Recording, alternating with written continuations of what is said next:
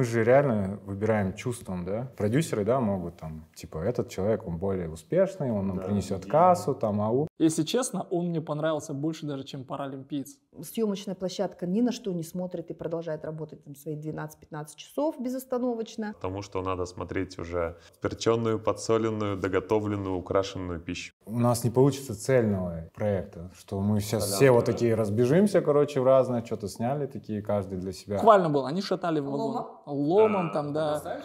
Там у нас не получилось, поэтому так вышло. А зритель даже этого, ему дали, и он видит, и все.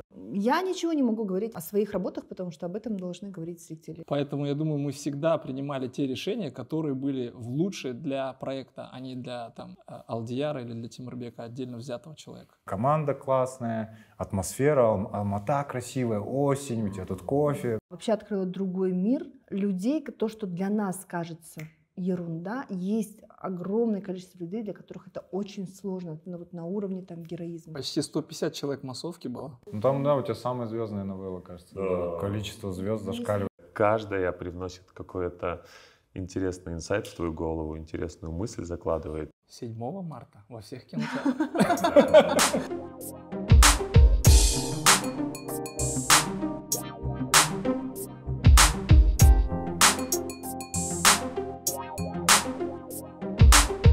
Настало время поговорить о самом альманахе.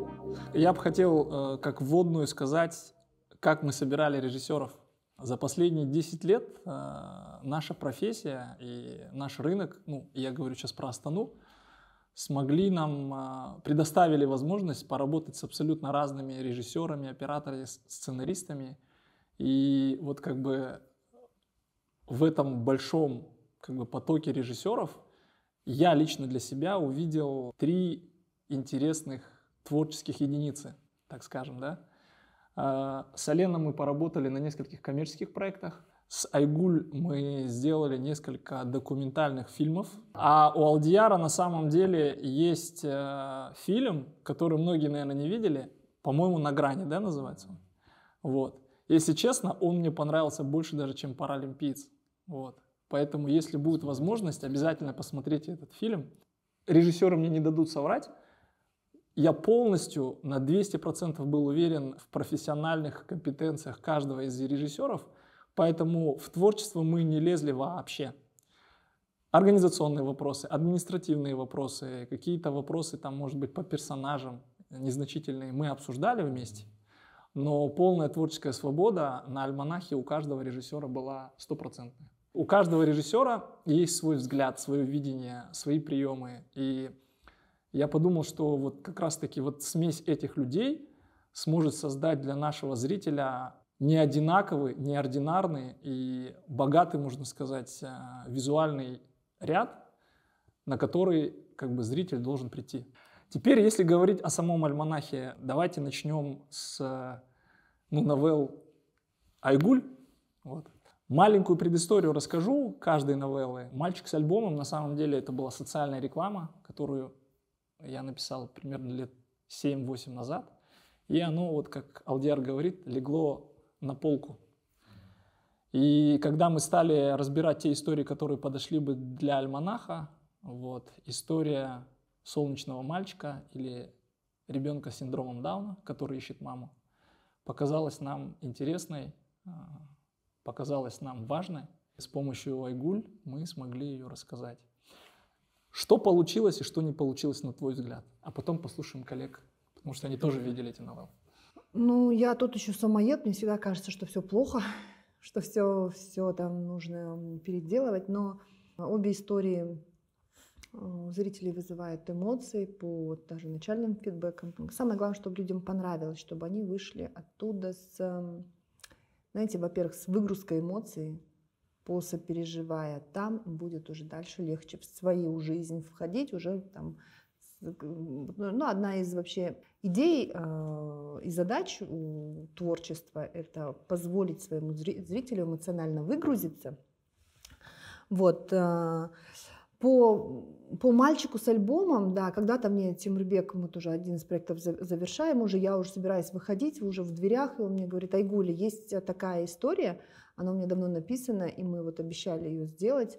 И обещай мне, пожалуйста, вот, что ты тоже будешь в этом всем принимать участие. Я говорю, конечно, Тим, вообще не вопрос. Ну и в итоге это все вот, оно там прошло как бы от диалога до съемочной площадки там года 2, может быть, очень давно лежала эта история, да, на полке ждала своего часа.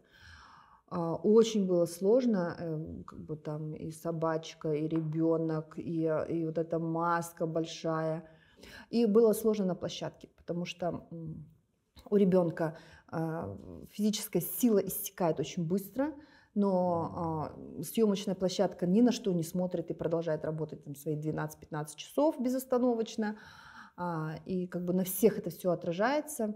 Поэтому было сложно, но мы сделали все, что смогли. Я ничего не могу говорить о своих работах, потому что об этом должны говорить зрители, ну, либо критики, коллеги. Вот послушаем первых зрителей, которые видели новеллы. Что они думают? Ален сказал, что не видел. Ты не видел? Не до конца досмотрел. Да? А почему ты не досмотрел? Мне интересно было посмотреть, как там Айгуля сняла именно начало, вот подводку, да, вот это все, именно И постановку. как? И Мне как понравилось. Да? Такое прям очень саспенс сильно. И вот, я специально смотрел дальше, потому что мы часто, например, я как режиссер показываю продюсерам там сырую версию, я-то знаю, как там будет. А он такой смотрит, да, и там нету цвета, звуков, музыки, все, и это ломает впечатление. И я вот к тому, что надо смотреть уже подперченную, подсоленную, доготовленную, украшенную пищу. И поэтому я хотел, да, я оставил это именно на сладкое, на десерт, чтобы на примере впервые посмотреть на большом экране, потому что кино — это вовлеченность. 7 марта во всех кинотеатрах. Короче, Олег не сможет присутствовать на обсуждении. Вот что интересно мне было, как у нас будет строиться пост. То есть вот 3 разные истории. Я примерно догадывался, что у нас будет какой-то типа вот креативный, да, продюсер, который будет вести все, начиная на этапе, да, сценариев. Я очень боялся, что у нас не получится цельного проекта, что мы сейчас все вот такие разбежимся, короче, в разное, что-то сняли такие, каждый для себя, а чтобы оно в одном смотрелось. Ну, вроде смотрится все вместе цельно, и это, ну, заслуга Тимирбека, реально. Наша общая заслуга, давай. Я сейчас... Я тоже цельно не смотрела. Я там кусочек новеллы, здесь там одну новеллу. И вот как бы, а так, чтобы вот полную, или я смотрела, это было давно, а потом все поменялось. Но так, чтобы вот здесь и сейчас вот последнюю версию, мы ждем 7 марта. Да, хочется посмотреть на большом экране. Там одну новеллу, какую новеллу? Поподробнее, пожалуйста. Это, Ален, по-моему, твоя история, когда с вокзалом. Я догоню тебя, я поймаю тебя. Останься, да. Она сейчас называется «Город на двоих». Видишь, как классно, все поменялось. Как она называется? Это сюрпризы. Да, очень много сюрпризов. Давайте сейчас как раз к новеллам Алена. Они у нас стоят, они открывают вообще весь альманах, потому что, ну, мы долго обсуждали, почему «Город на двоих» должен начинаться, потому что знакомство с Алма-Атой, как раз эта новелла раскрывает полностью. С Алматы 2 до 1 Алматы, почти на всех видах транспорта. Вот. Причем я, конечно, переживал по поводу нашей логистики, вот, когда мы снимали, что будет тяжко. Но относительно... Не, было тяжко, да, даже был один форс-мажор на вокзале, когда нас чуть не выгнали, и с одного дубля Ален все-таки уходящий поезд снял. На вагоне нас угнали в отстойник. С нами внутри вот так вот, да. И впервые у нас, конечно, мощная администрация была, которая шатала вагон. То есть они так его Я свой вагон шатал, они говорили, буквально, да. Да. Это буквально было. Они шатали вагон. Ломом Да, там, да. оказывается. Как это, бэкстейдж? Несколько Просто человек, я помню, как которые, прыгали да. они. Да. Классный видос был. И главное, даже звук записался, когда там...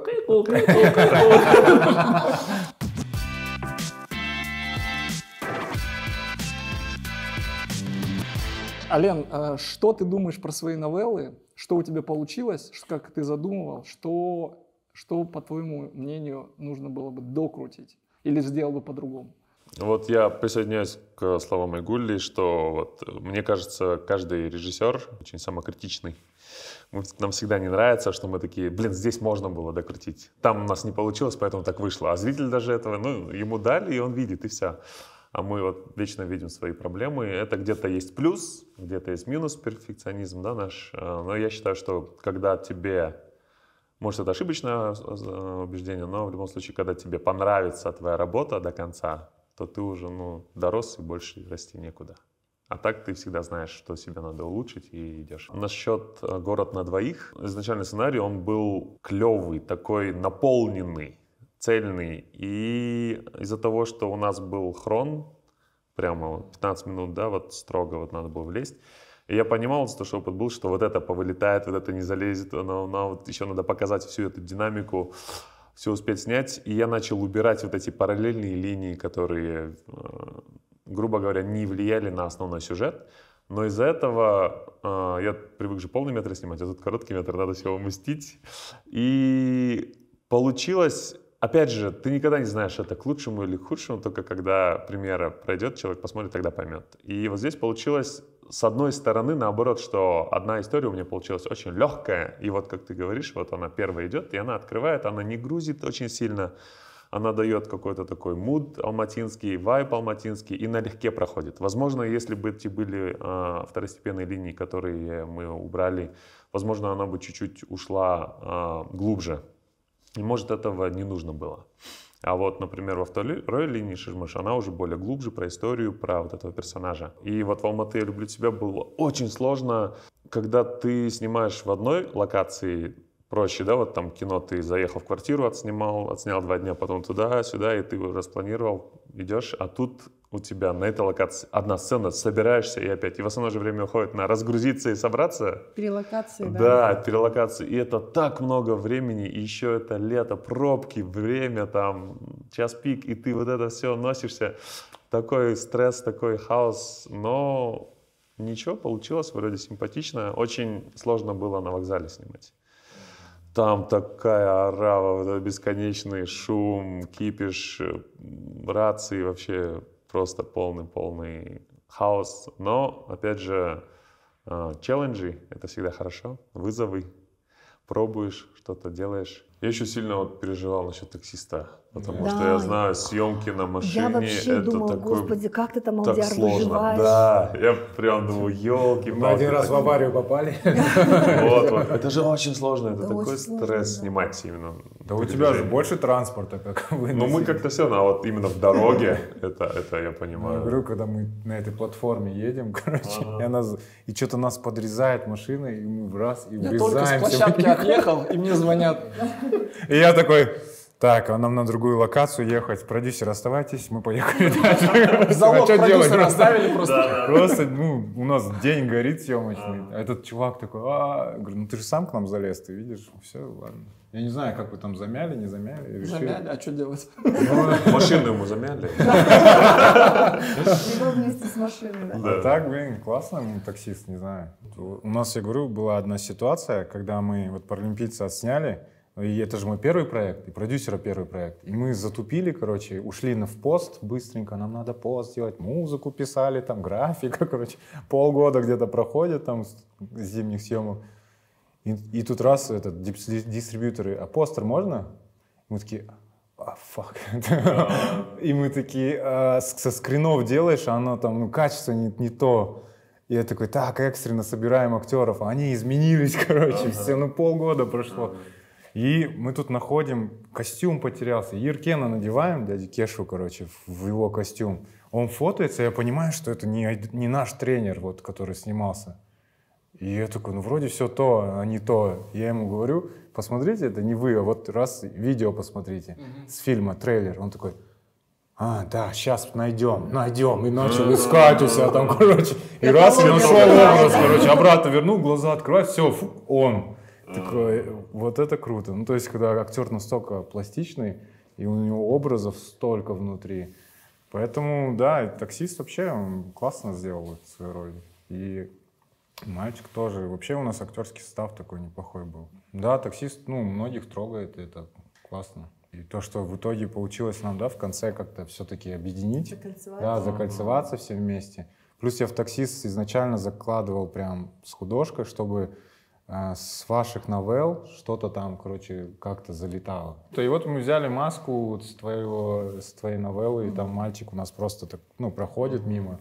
Ну, кто смотрел внимательно, тот заметит. Там есть пасхалки, да. Пасхалок мы туда поставили, чтобы как-то, чтобы мы все... В радио вселенной, звучал, короче. про Шижмыш звучал. Да, Шижмыш да. мы Ну и про поставили. фестиваль, вот эти плакаты я видела. Алматы, Да. да, в смысле, этот Алматы фест, короче, Да. вот эти... Ну, в целом, Вот оно это в вот конце режиссерская закольцевалось. работа, Янда. Да, Енда. Едим Ну, мы молодцы. А что, кажется, тебе не получилось? Чего не хватило? Своих новелл, да? Ну, может быть, опять же, реально начинаешь уже мыслить полными метрами. И вот, к примеру, в «Девочке» изначально сценарий как будто бы больше, чем коротыш получился, короче. И когда раз такой на монтаже Тимирбек говорит, короче, нам сказали резать, я такой, ну, в принципе, можно вот этого порезать, потому что он настолько большой, но мы не потеряли, ну, да, линии не потеряли, но сцены были классные некоторые прям, может быть, выйдет отдельным потом, вырезанные сцены. А Илья мне говорит, ты сколько вырезал? Я там столько-то. Да ты чё? Я говорю, ну, у меня, в принципе, новелла большая была, мне было не так больно, короче. Да. Сколько в итоге хрон у нас общий? 99 минут. 100 без Отвоевал? одного. 100 без одного, да. Хорошо. Мы компромисс нашли. Мы должны были резать 10 минут, в итоге вырезали 5 или 6 минут. Супер. Ну вот, мне показалось, что в «Девочке» нужно было чуть-чуть по-другому выстроить сценарий, более в короткометражном стиле. Вот, а в целом «Автоксист» в принципе неплохо получился. И там все четко вышло по хрону, как бы, и все, и нормально, и эмоции. Но мне понравилось, что в «Девочке» мы отвоевали, короче, вот этот фестиваль. Сначала были вопросы, короче, у продюсеров, а потом в итоге, когда нам кран завезли на площадку, о, кран, такой смотри, я так кайфовал от съемок, вот Тимирбек плачет. Сколько вы потратили? Да, ну я так кайфовал. Визуально очень масштабно получилось. Масштабно да. получилось, ну, блин, Алматы фест и без масштаба было бы капец стрёмно. А здесь, когда раз там и массовка пришла, и у нас большая сцена, леды, и опять же этот кран, где кадры можно пролетать сверху, не просто, блин, я вообще кайфовал. Почти 150 человек массовки было, которыми Женя Зубкова управляла. Ой, Женя там мочила. Просто строила всех. Напал Женя, жгла, да? Да, ну, Зубкова вообще. ребята вообще классно. Ну, нам потом тоже на плейбэк прилетало, как говорится, потому что на нервиках были. Но в целом эта смена была шикарная. Я прям там пел на плейбэке, нам песни музейные написали крутые. И атмосфера офигенная была. Если честно, съемки «Алматы, я люблю тебя» были вообще для меня лайтовые. Ну, как бы просто вот ты приходишь, команда классная, атмосфера, Алмата красивая, осень, у тебя тут кофе.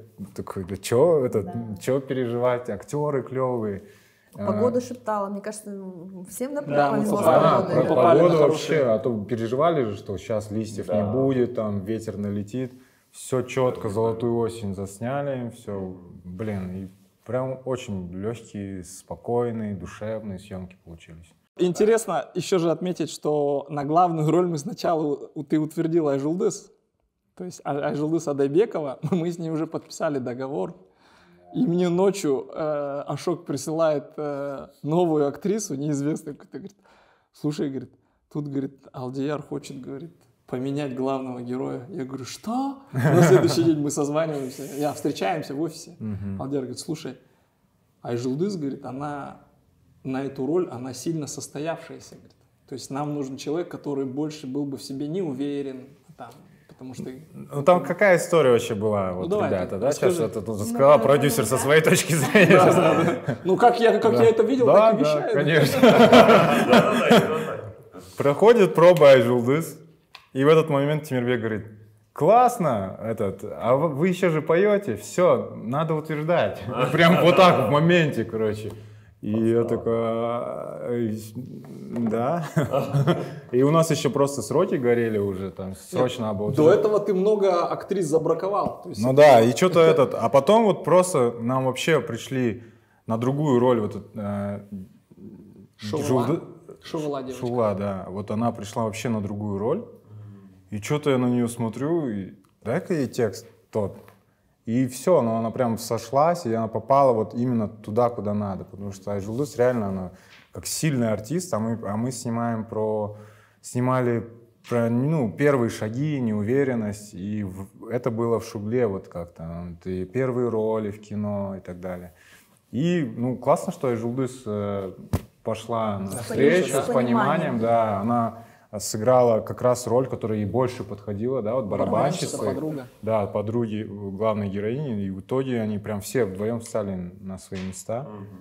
Режиссерам, да, совет все-таки отстаивайте свое. Да, если вам... Протест, вечное отстаивание. Но в итоге все сошлось как надо.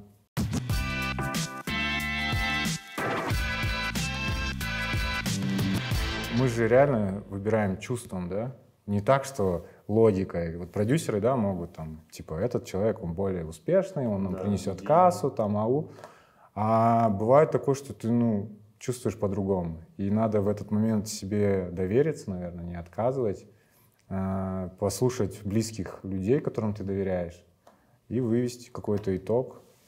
Вот, поэтому классно, что все получилось, и продюсеры не стали дальше дожимать.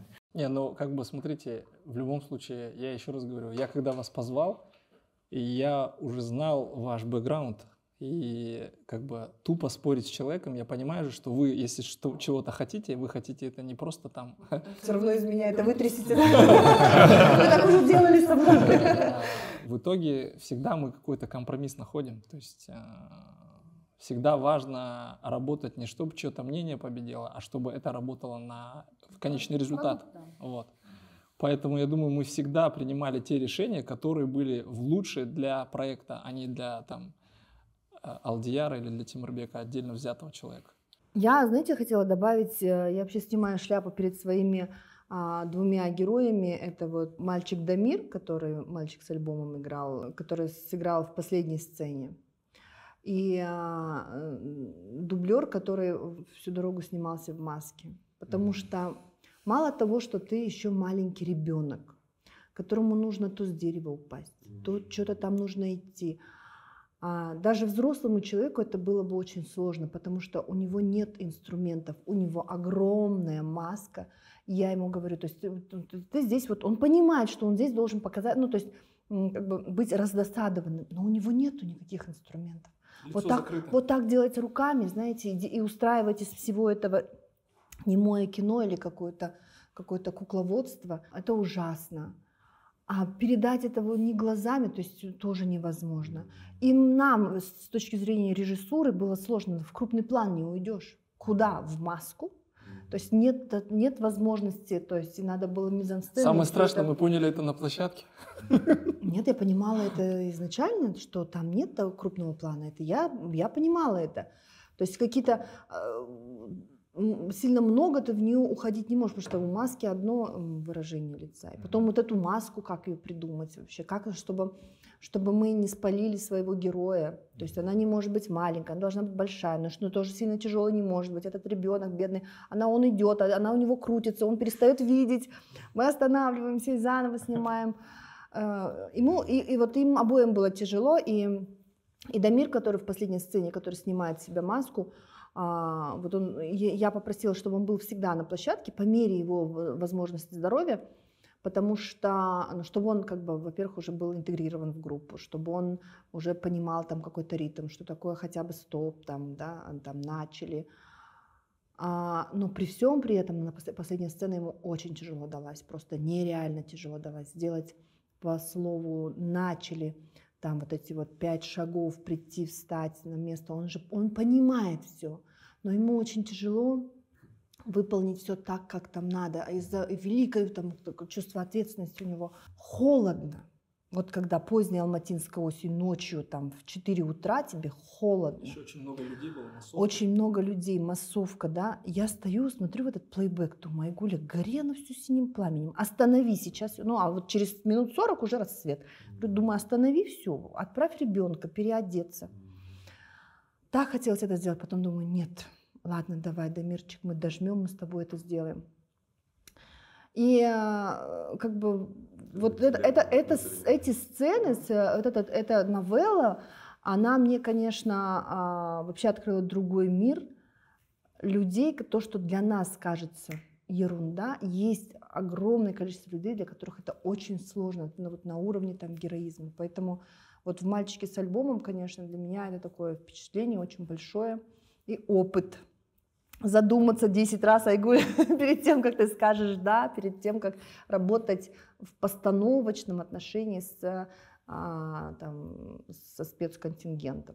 То есть нужно, либо документально это проще, тебе не надо ничего прятать. Сегодня написала мама Дамира, я хотел бы это зачитать. Она записала следующее сообщение, когда сегодня вышел наш трейлер официально, и ее Айгуль зовут, она написала: «Здравствуйте, Темирбек, спасибо большое за ответ. Дамир очень ждет выхода фильма. Он успел еще в одном фильме сняться, «Особенный доктор», там в эпизодах. Но сам процесс съемок ему очень нравится. Спасибо большое вам, что открыли для него мир кино». Да, спасибо. Дамирчик вообще сладкий, очень сладкий. Он все эти дни сходил с нами, привязался к Альмире, сидел у меня на коленках. Он запускал команды по рации, типа: «Камера, натур, начали?» Я говорю: «Все, начали». Я говорю: операторы смотрят, типа: «Что?» Я говорю: «Ну и вот же дали же вам команда». Он очень, да, очень сообразительный такой, солнечный мальчик. Хотел бы тоже еще упомянуть, коль мы сейчас говорим про «Мальчик с альбомом», откуда это название. Это название, на самом деле, когда мы изучали эту тему, чтобы написать сценарий, я наткнулся на одну статью про семью, маму, у которой родилось 2 сына. Один нормальный ребенок, другой с синдромом Дауна. И мама воспитывала этих детей до 5 лет примерно, до 5-6 лет. Но потом мать-одиночка, в какой-то момент ей стало трудно, и она сдает своего сына с синдромом Дауна в специнтернат. Вот этот ребенок остается, и у него остается от матери только фотография, на которой была запечатлена она и ее брат. А система интернатов и детских домов работает так, что эта история была в России, что их все время тусуют. И в какое-то время его просто в другой город, вообще в другую область, в другой регион отправили. И мать потеряла следы вообще, где он находится.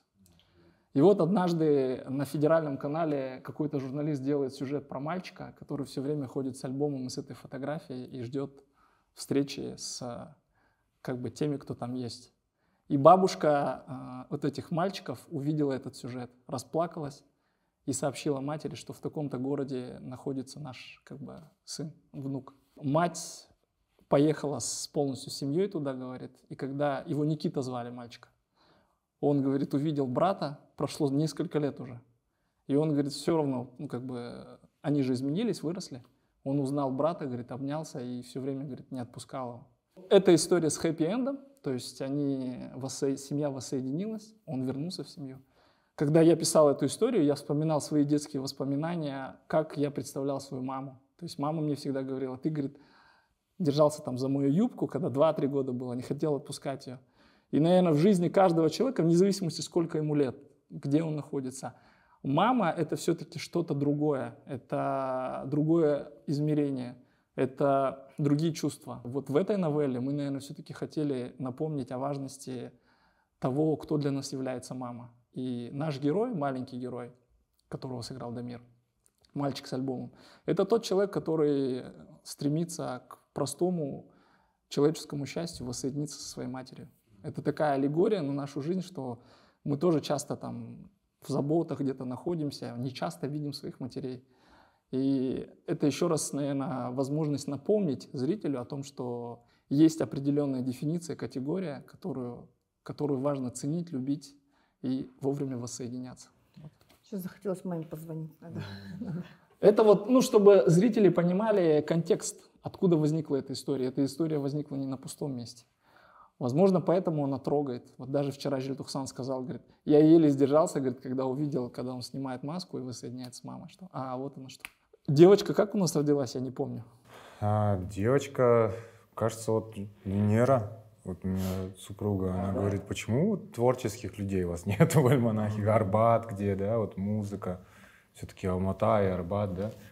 И я такой, да, по идее, по сути. И потом позвонил еще своим ребятам, композиторам, с ними посоветовался, ну, короче, ресерч, как вообще вот это приезжать, потому что очень много ребят реально приезжают в Алмату за мечтой, да, вот музыканты, певцы, композиторы. Вот, и как-то начали писать. Я вот в итоге один написал или с Таней написали? Вот это я не знаю, но ты больше мы с тобой... кажется, сам написал. Вот я и говорю, полнометражную картину написал в итоге. Но я помню, что он мне сказал, что я хочу поменять жанр. Говорит, у меня все время идет на остросоциальной тематике. Говорит, я хочу снять что-то другое. Ну да, таксист же все равно, он тоже социальная тема. Оно само вот так вот получается, да. А здесь такое музыкальное. Я говорю, у нас несколько музыкальных сцен не попало теперь в фильм. Там больше, она типа а-ля такой мини-мюзикл, короче, был изначально. Ждем расширенной версии. Да. Ну, сейчас, кстати, динамично получилось прямо. Ну, все вместе теперь они, когда пришли после драфта, крайний драфт монтажа, мне показался прям таким динамичным, чем до этого мы реально... У нас каждая история на себя тянула по хрону одеяла, короче, как-то этот. А сейчас оно все примерно одинаковые, и все, ритм идет какой-то свой. Из-за этого в этом, да, есть. Еще классно, что вот так вот дает зрителю передохнуть, а потом опять погружает, опять вверх, опять вниз. И вот да, у нас одна история веселая, жизнерадостная, потом бабах, там, разбитое стекло. В этом сила.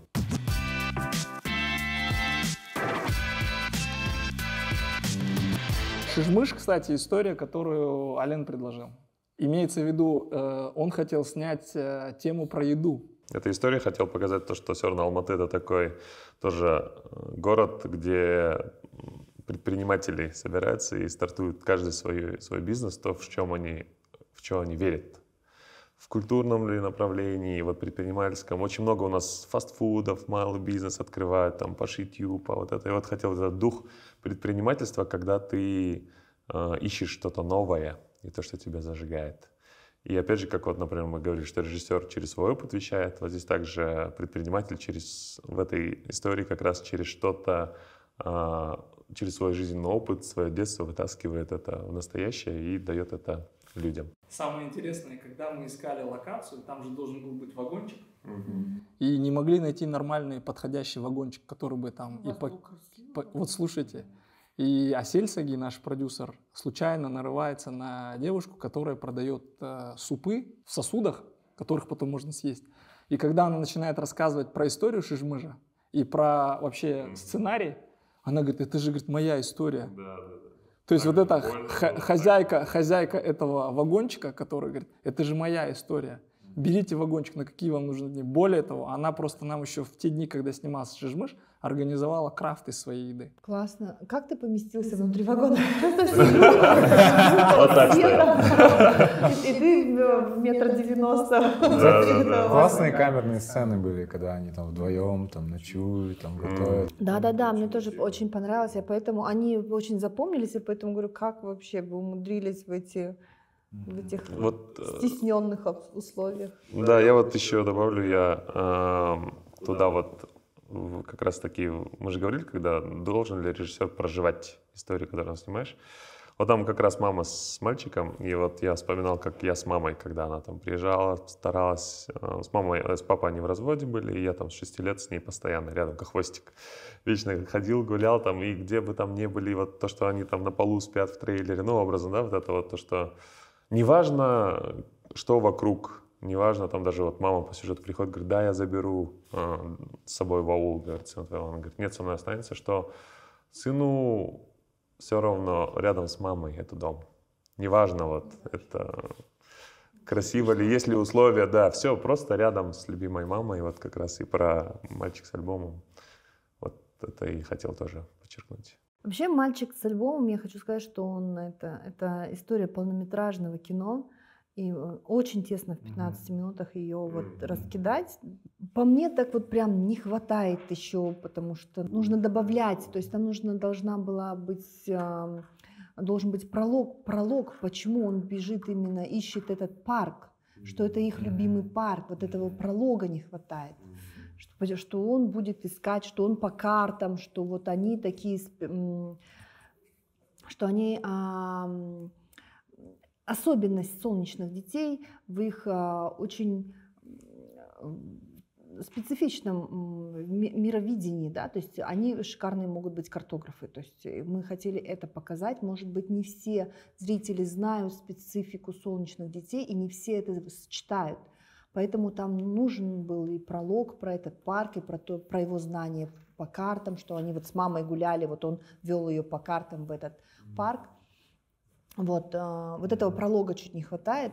Поэтому вообще, на самом деле, это чуть, да, такая история, наверное, даже на полную. То, что вот Тимирбек рассказывал, Вот это прям полный метр, да, который прям можно крутой было полный. вообще обалденно сделать. Так Вот что я говорю, из реальных историй людей. Да, хороший кейс. Ну, вообще, вот ты говорил про истории, которые надо откладывать, а вот один из преподавателей у нас, Юрий Коротков, он всегда говорит, сценаристы должны быть как вампиры. В плане того, что все время впитывать истории. Все время впитывать истории, переживать, проживать, перерабатывать их. И дальше это когда-то что-то во что-то выливается. По сути, вот мальчик с альбомом, он очень сильно трансформировался из первой идеи к тому, что получилось. Потому что изначально я задумывал это сделать как рождественская новогодняя история, когда мы говорили про социальную рекламу, в которой главный герой, неизвестный человек, да, а в эпизодах должны были, как у этого Уэса Андерсона, сняться одни звезды. Условно говоря, там у нас был парикмахер Турсунбек Кабатов, там условно там кто-то там подметает, уборщица какая-нибудь, Роза Рымбаева, к примеру. То есть, помнишь, да? Мы об этом говорили. Постарались реализовать, но все вырезали. Да. Там Кумар остался или вот так? Остался. Кумар остался. Он есть, да. Кумар, ну. Ну там, да, у тебя самая звездная новелла, кажется. Да. Количество звезд Если зашкаливает. вы знали, как... Алло, здравствуйте, это ваш любимый режиссер Айгуль Аксанбиева. Надо выручать, надо выручать.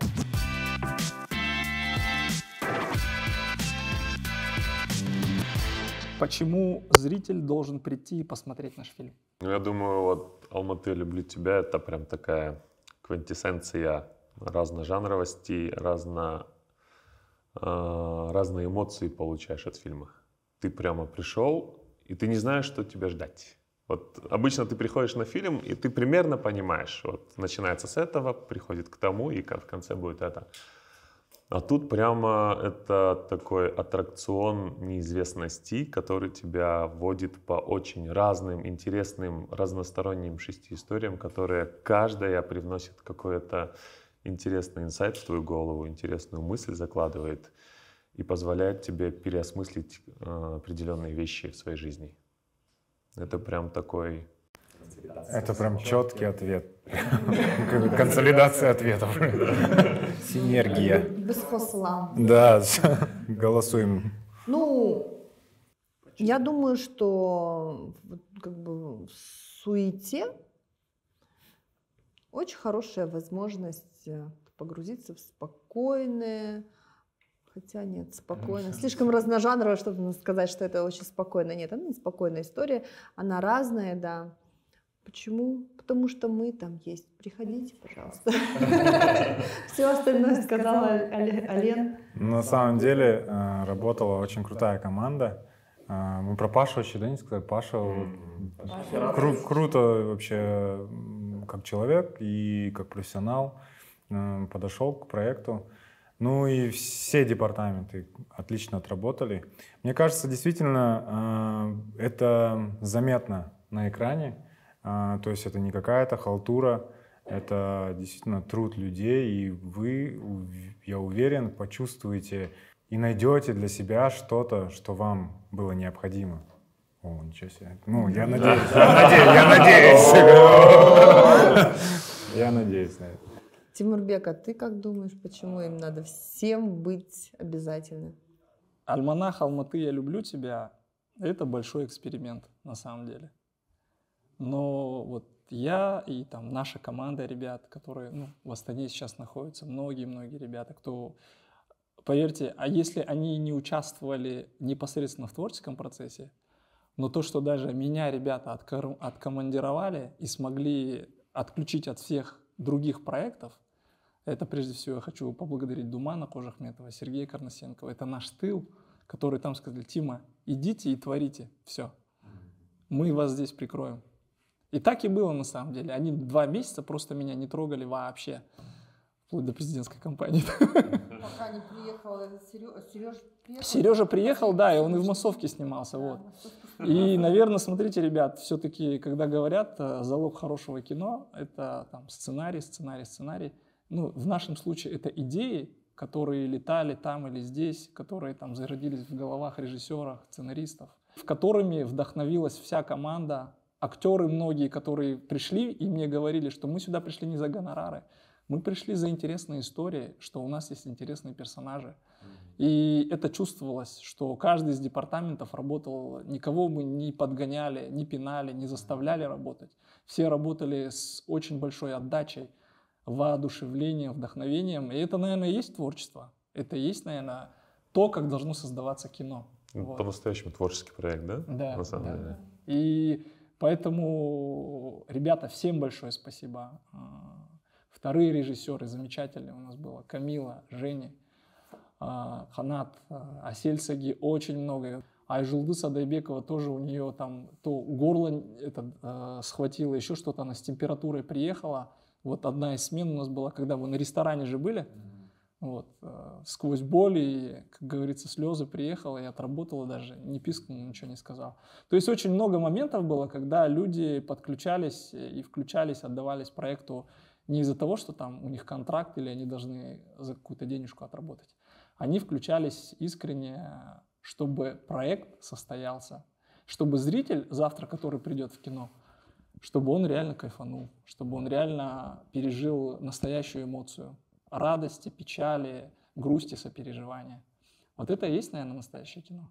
Ну и большой рахмет и респект фонду кино, Государственному центру поддержки национального кино, потому что много хейта сейчас льется в их сторону, что там это неправильно, то не так, это не так. Но, наверное, вот как бы наши проекты показывают, что все-таки фонд поддерживает жизнеспособные, да, как бы истории, вкладывается в те истории, в которые завтра могут привлечь зрителя, дать ему что-то новое. Вот.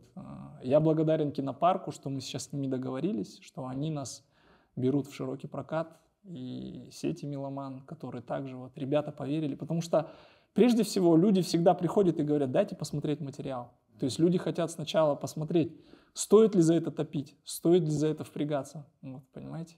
И мы в начале пути 2 года назад, мы не знали, во что это выльется. Но когда ты себя окружаешь профессионалами, качественными людьми, которые верят в то, что они делают, которые разбираются и понимают суть своей профессии, которые отдаются этому полностью, то получается что-то невероятное, великолепное. Огромный рахмет операторскому департаменту. Большой рахмет Паше Янкевичу, который вот какой-то стиль вытащил, да, у нас. Один вот визуальный стиль у нас виден. На постпродакшене это Манго фильм нам помог, это Дима, саунд-дизайнер, который в Питере находится. Ну и прекрасные композиторы у нас. Дана Зулпухар, которая в Лос-Анджелесе. Дана, привет, тебе огромный привет. 4 новеллы она отработала. И 2 новеллы у нас Абай, да? Абай парень был, который вот новеллы Алена. Всем большой рахмет, ждем вас 7 марта. Алматы, я люблю тебя. Да.